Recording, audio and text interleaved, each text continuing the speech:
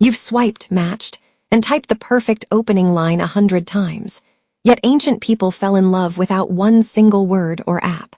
Imagine this. No texting, no profile photos, no read receipts, just a look across a crowded market that had to say absolutely everything at once. Most people assume the opposite, that ancient courtship was clumsy and blunt, but it was often more coded, deliberate, and risky than swiping right today. You'd think silence meant nothing was happening, but every gesture, gift, and glance back then carried the weight of an entire confession.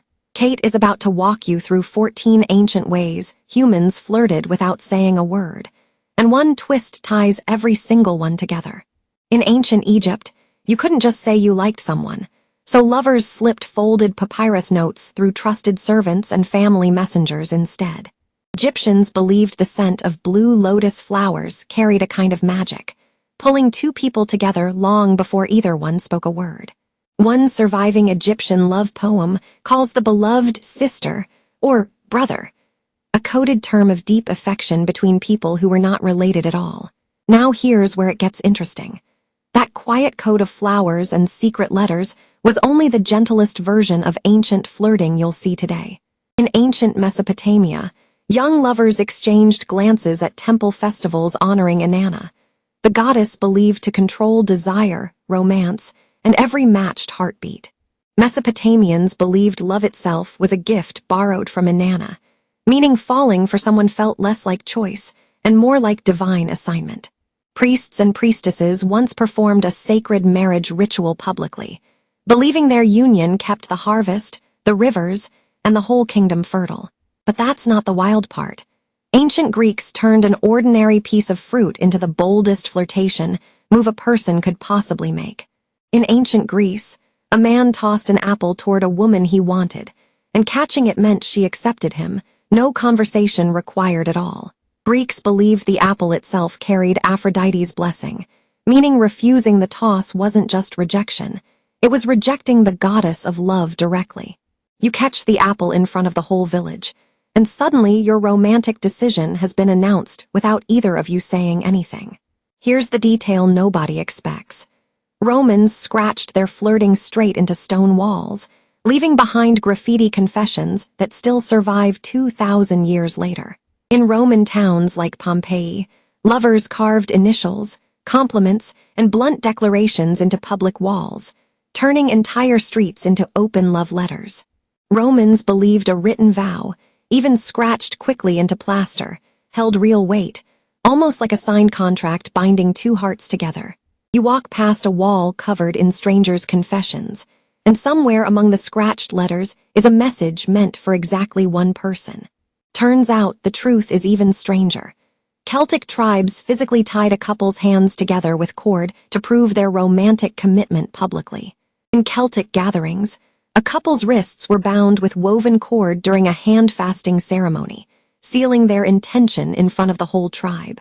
Celts believed the knot itself held magical binding power, which is exactly where our modern phrase, tying the knot, actually comes from.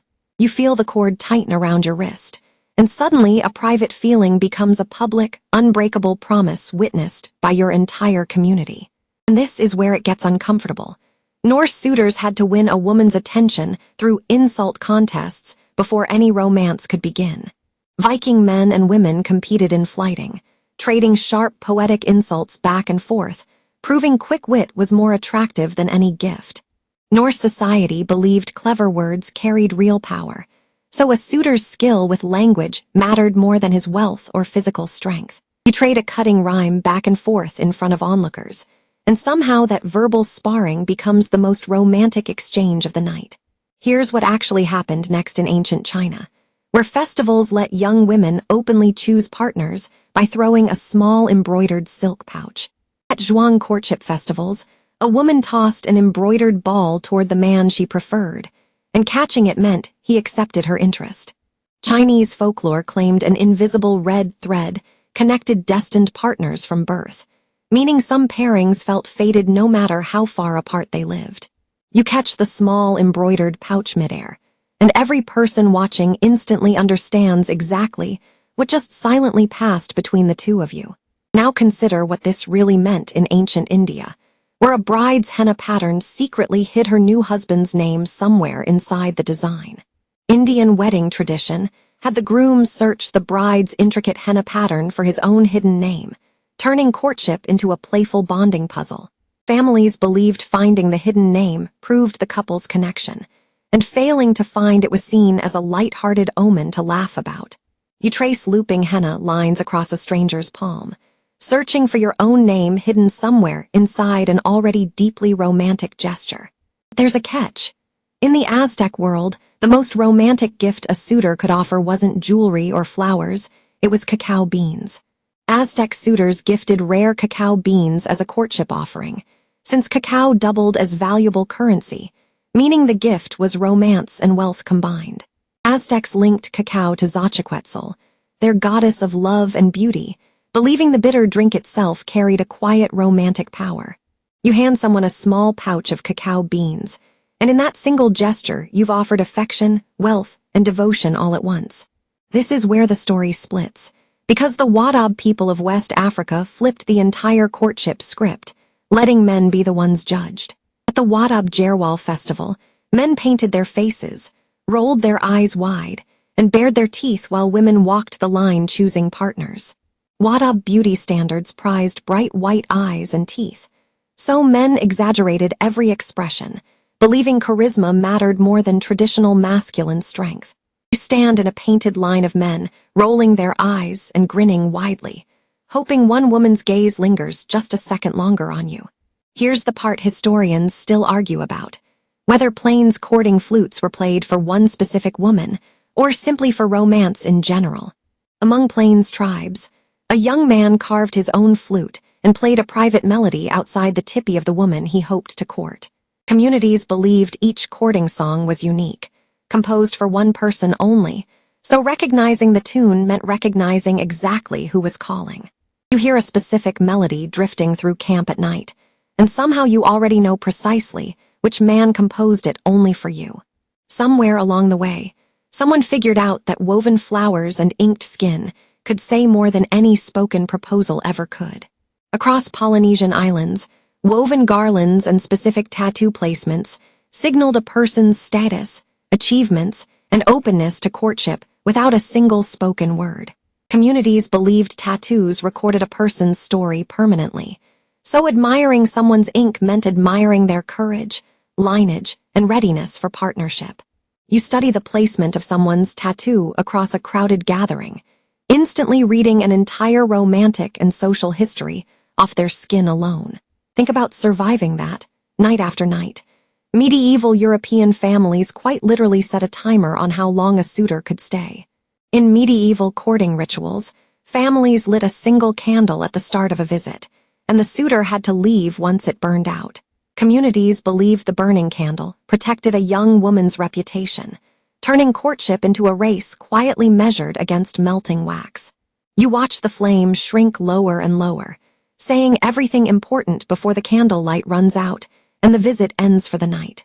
But that was not easy for Ottoman and Persian lovers, who had to hide entire conversations inside carefully chosen bouquets of flowers and herbs. In Ottoman harems, a coded flower language called selam let women exchange whole hidden sentences through specific combinations of blossoms, herbs, and objects. People believed each flower carried a fixed private meaning, so an entire love letter could travel silently, hidden inside an innocent-looking bouquet. You receive a small bundle of flowers and herbs, and only you know it secretly spells out longing, patience, or a quiet invitation. Now here's the twist most people never hear, the one signal every single culture above relied on without ever naming it directly. Underneath every gift, poem, dance, and coded bouquet sat one involuntary signal no ancient person could fake, pupils quietly widening with real attraction. And once you know this, everything else makes more sense, because matchmakers, elders, and merchants across unrelated cultures all quietly watched a suitor's eyes. Ancient physicians and perfume sellers alike noted that genuinely interested eyes seemed to brighten and widen, long before anyone understood the biology behind it. Most ancient people had to read an entire private conversation off someone's face, Because eyes, unlike gifts or poems, were nearly impossible to fake convincingly. Modern dating apps replaced real presence with curated photos and rehearsed messages, quietly losing the one signal every ancient culture actually trusted the most. Haidt points out that no filter, caption, or profile bio can fake the one thing every ancient suitor already knew to watch for. You can script a perfect opening message, but you still can't script the flicker in someone's eyes the instant they truly notice you. So the next time you swipe past another curated profile, remember that ancient people needed none of it, just a look that couldn't lie. You put the phone down, catch someone's eyes across the room, and realize that spark existed long before anyone ever built an app for it.